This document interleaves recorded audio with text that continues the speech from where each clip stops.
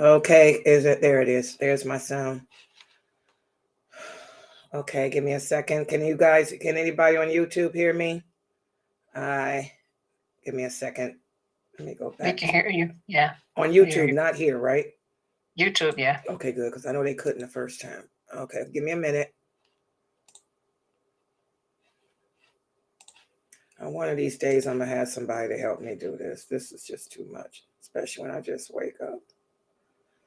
Okay, this is this, and this is this, and now I go back to this, and now I go back to this, and allow, go back here, and there. All right, there we go. I'm sorry, I had to switch different computers. It's hard when you're working 1, 2, 3, 4, 5 computers by yourself. All for no sleep. Just woke up. Give me a minute.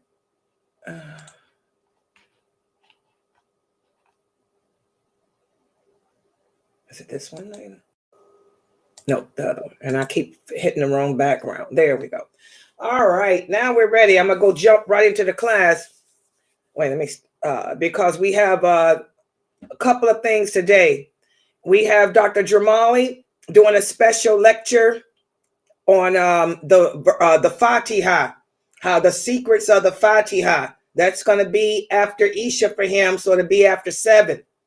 Then also we have my Islam Q&A show. My special guest will be Sheikh Morsi. So today what I'm going to do, don't worry, I'm strapped. What I'm going to do today is go right into my class without usually, doing what I usually do. So give me a second. Work this computer. For the people in Zoom, connecting you guys to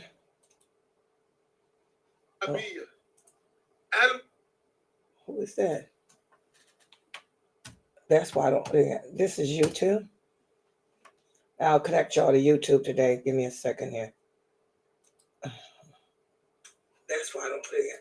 Okay, and I'll cut the sound. My sound needs to go off on the other computer. Okay. And that's live, so you guys are ready. All right, let's get started. Oh, I'm sorry. I didn't connect y'all to groups. Okay, give me a minute. Is it that link in the WhatsApp group? By the way, guys, I shared the link to the WhatsApp group. Everybody who's in our Sunnahfollowers WhatsApp group, which I hope all of you listening are, you can take the link that I just put there. That's the link to this live. So that way you can share it to your friends and family members, wherever they are in the world, on WhatsApp, so they can also learn with you, and they can also type their question. If you share it with them, they too can type their questions, and I'll be able to see what they might have to say too. All right, but let me share this now to the Facebook groups. I'm sorry, hold on. That is me talking, right? Yeah. Okay, that's Sakina. So that's the group. I always look for Sakina when I see her. That lets me know that I'm in the Facebook, people.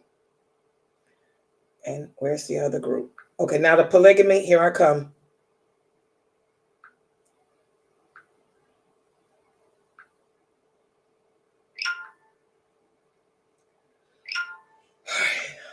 Give me a second.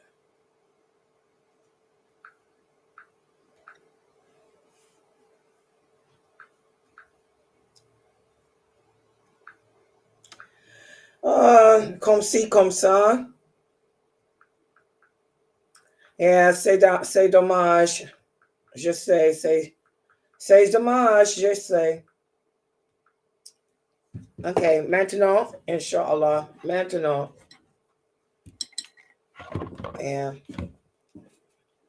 Yeah, aujourd'hui. Mashallah, yeah, aujourd'hui. Maintenant, Inshallah. All right, here we go.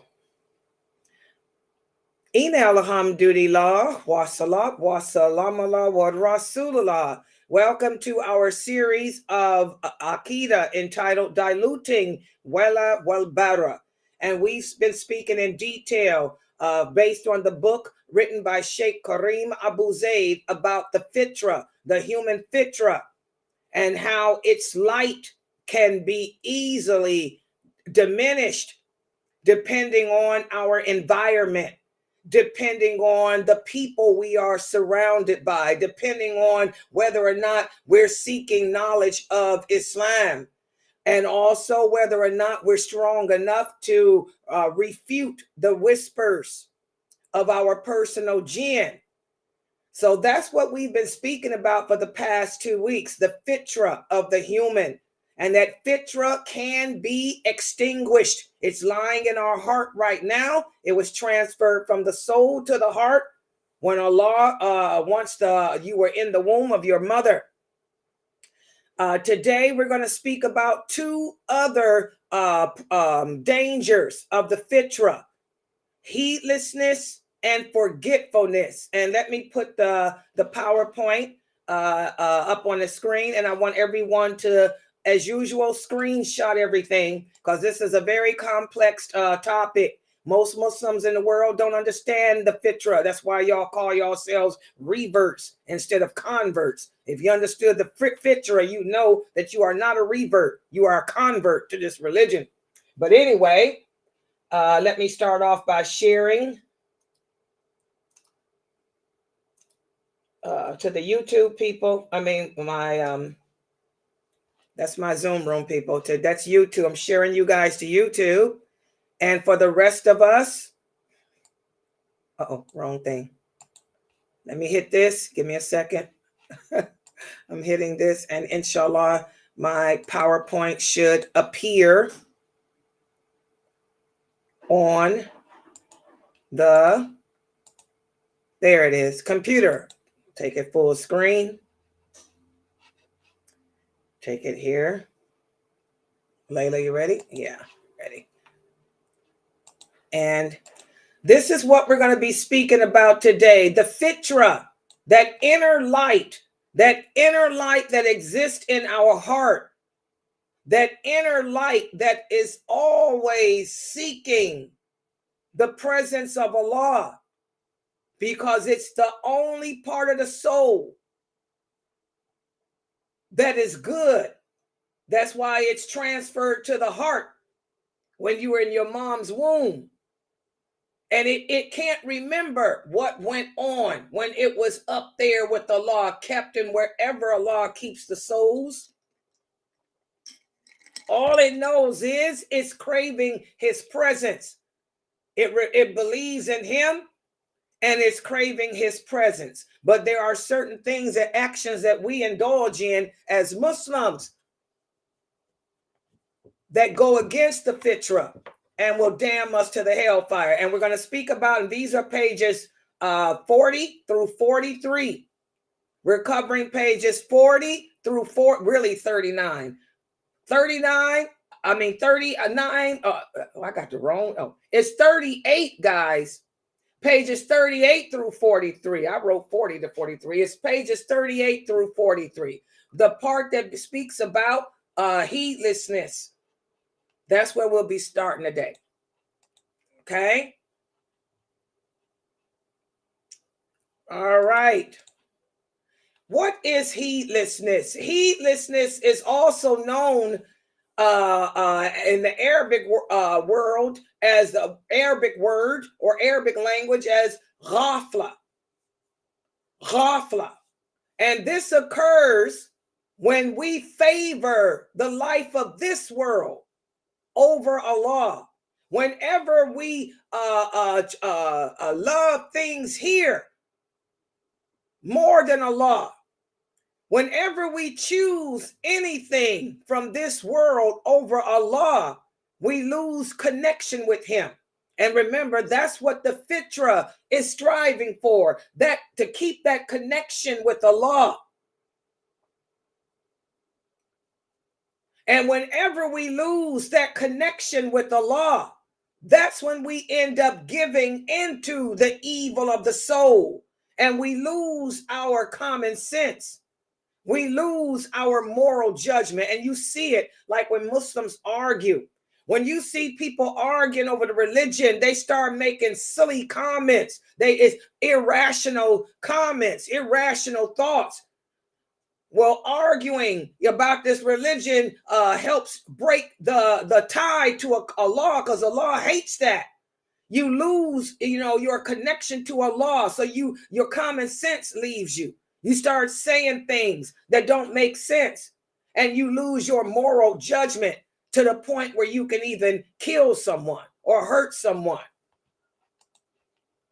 So it's important for us as Muslims to try to keep our mind, focused on Allah, because that helps keep that connection with Him from breaking. It helps to allow the fitra to make better choices for us in this world. Because remember, although the human soul is attracted to what's bad and dirty because it's criminal and curious by nature, that fitra that's left, that used to be a part of it, that's now in the heart, is attracted to what's good and clean. It's attracted to the truth. Okay? To neglect our fitra and give in to the worldly desires, the worldly cravings, this is what leads to our destructions. This is what causes us to end up in hell. Okay?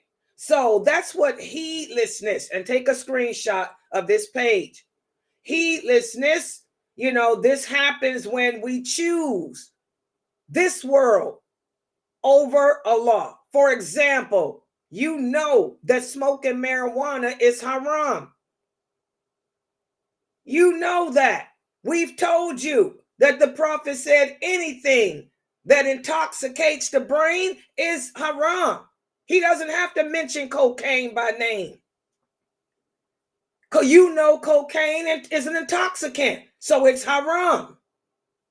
Just like you brothers and sisters know that wearing dreadlocks is haram. I've proven it to you guys. I've given you clear hadith, where the Prophet said, do not allow your hair to knot up like that.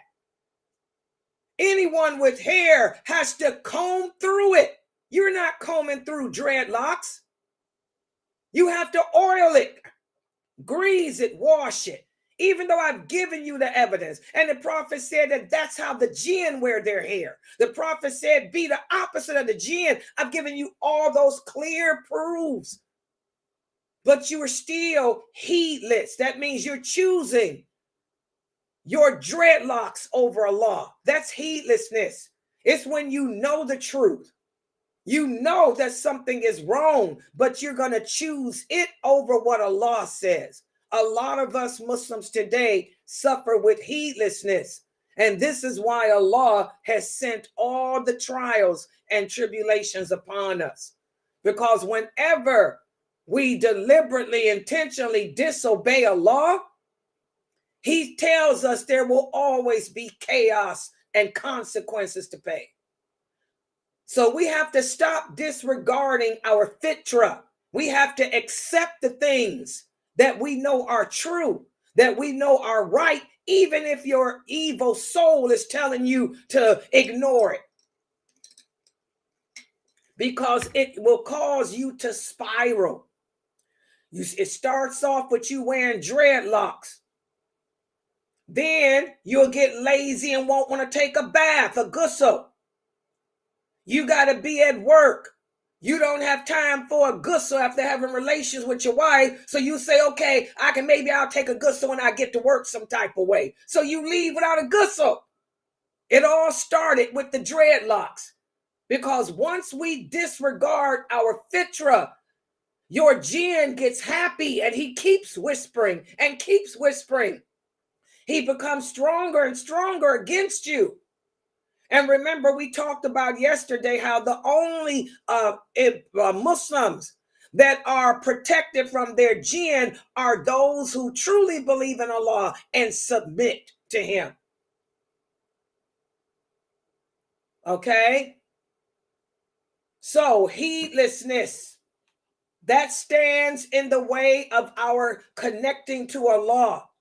Heedlessness is the fourth main reason as to why many people's light within them, the fitra, burns out. Does everybody understand that?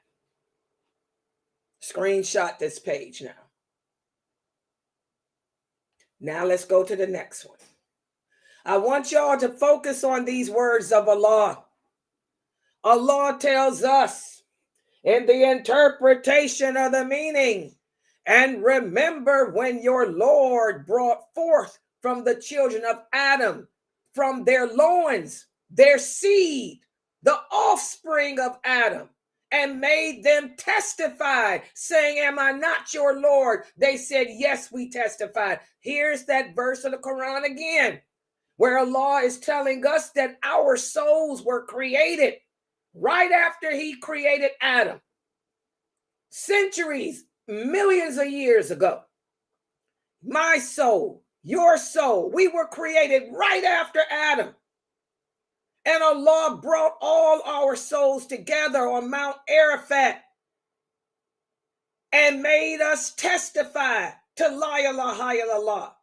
So when you guys call yourselves reverts, you say that you are reverting to a soul. It's centuries ago. That's why revert is not the word. You're a convert to this religion. Umpteen million years ago, when Allah created Adam, we testified to his existence. We testified to his omnipotence.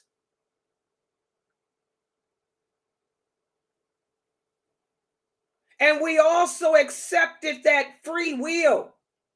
And because of that, that's why we're held accountable. And the animals who have souls are not.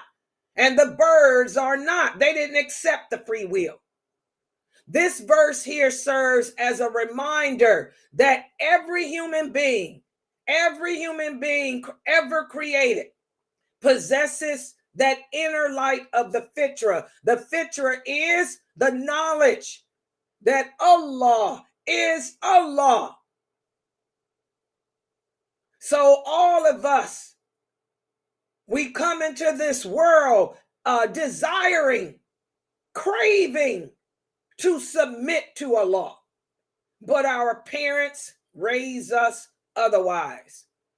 But even though our parents may raise us otherwise, it's still incumbent upon us in our journey through life to seek that connection to Allah. And to not be heedless in that endeavor. A lot of us Muslims are heedless.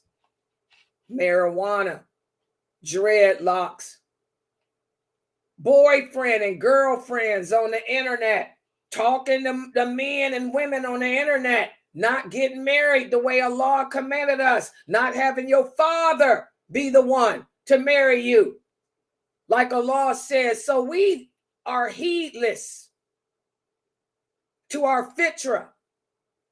And that's why there'll be a lot of us in hell. Most of us, unfortunately, will be in hell. All right. So heedlessness is one of the dangers of this world that can destroy the fitra, and also forgetfulness. Forgetfulness, this is a human characteristic. Allah tells us in the Quran that we were created to be forgetful. That's just part of being human.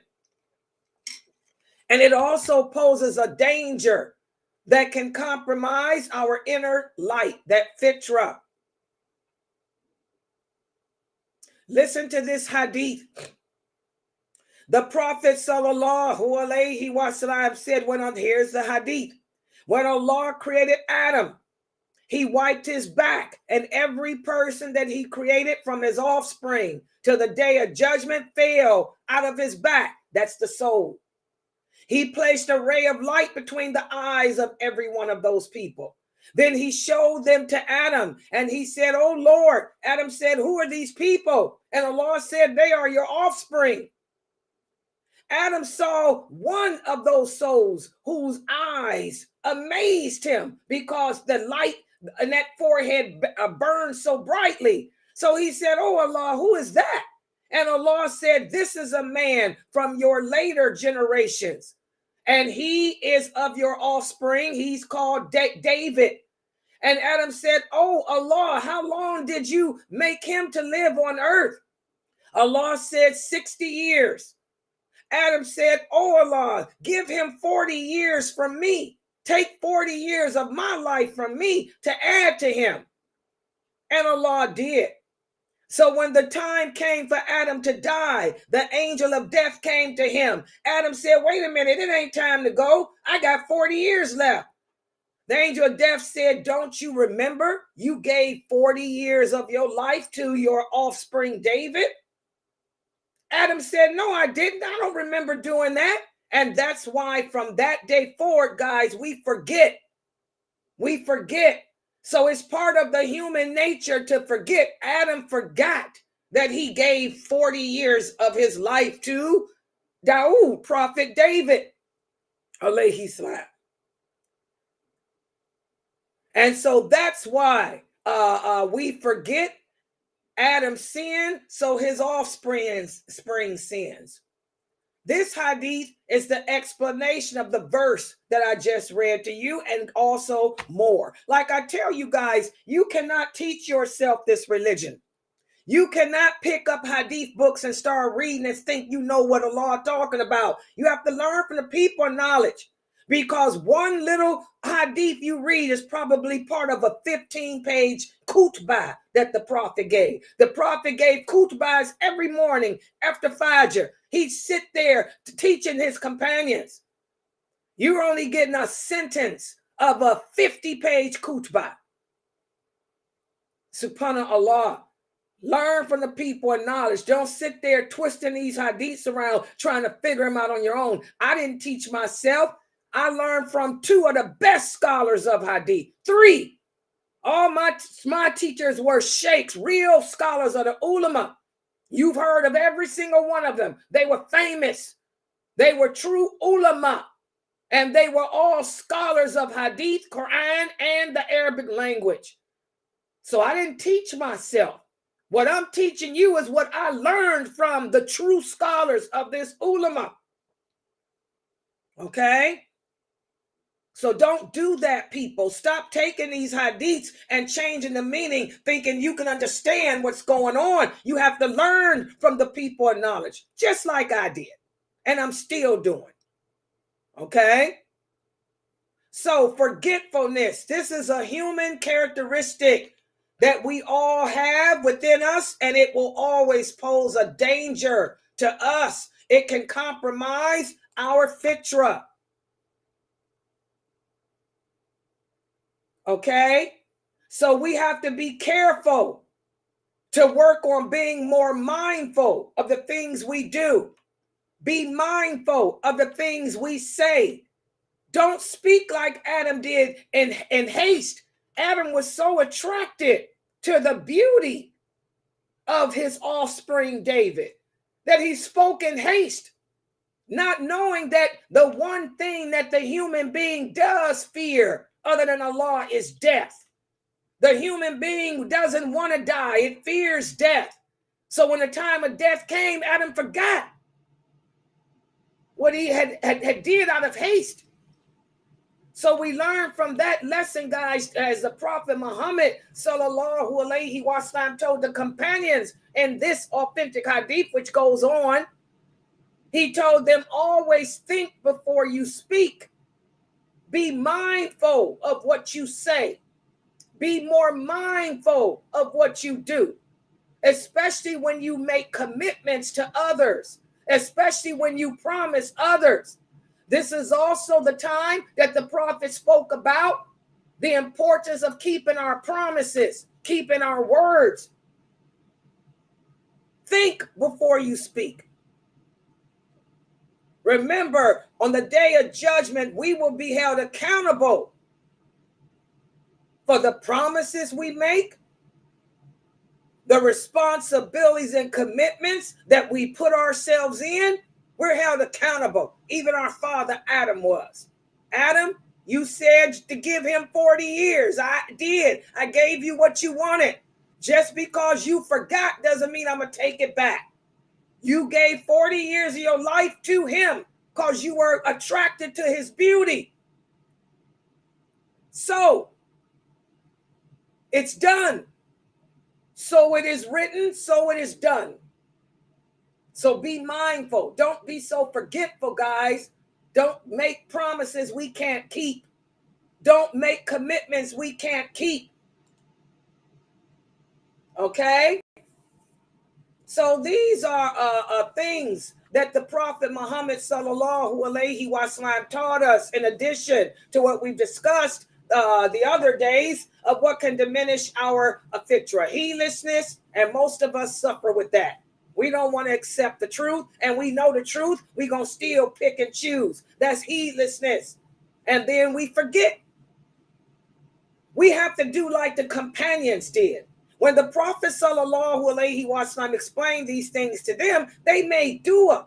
They used to make dua asking Allah to not allow them to be so quick to forget. Like I tell you guys, every one of you as my students should be making dua, asking Allah to give you understanding of this religion.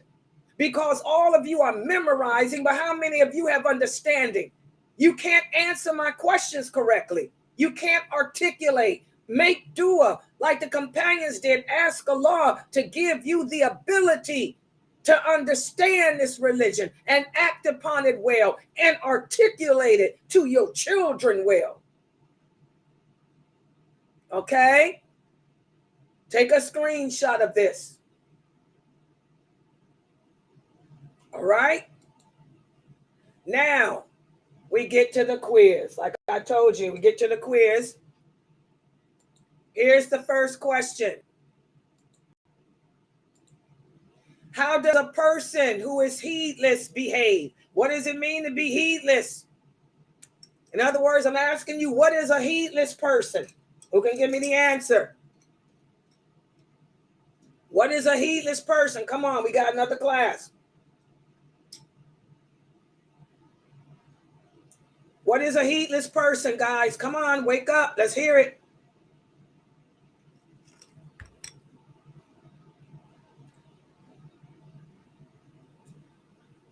A heedless person is a person who knows that they're not supposed to do something, but they do it anyways, and they don't care. Exactly. They're basically choosing their desires and their likes and their dislikes over Allah and what he likes and what he dislikes. Good job. And this is the last question. How does forgetfulness dim the light of the fitra? How does being forgetful, why is being forgetful so bad, in other words? How does forgetfulness dim the light of the fitra?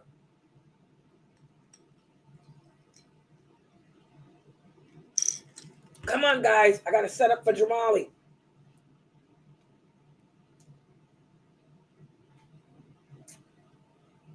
How does being forgetful impact your connection to Allah? What does it cause you to do? Forgetful people forget what? What are you forgetting that can destroy your commitment and relationship with Allah? We forget what? How do we forget? What causes us to forget? What did Adam do? Why did he say what he said? Why did he give his years away? Come on, guys. I'm trying to give y'all clues as to how to answer. Nortel, let's hear from you. Meliun, if y'all in there. Yasmin. I can't see who's there, but I'm just calling out names. Let me hear from the youth. Hawa. Rockmo. Marianne. Khadijah, how does forgetfulness dim your light?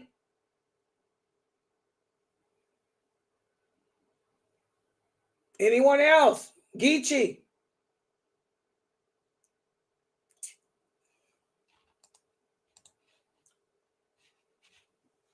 Y'all don't know? See how we forget? That's an example as to how. Forgetfulness dims the light because it can make you forget your commitments, forget your obligations, forget what Allah said.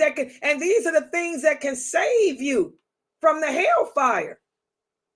Forgetfulness will also cause us to make rash decisions, to make quick judgments that maybe we shouldn't have made.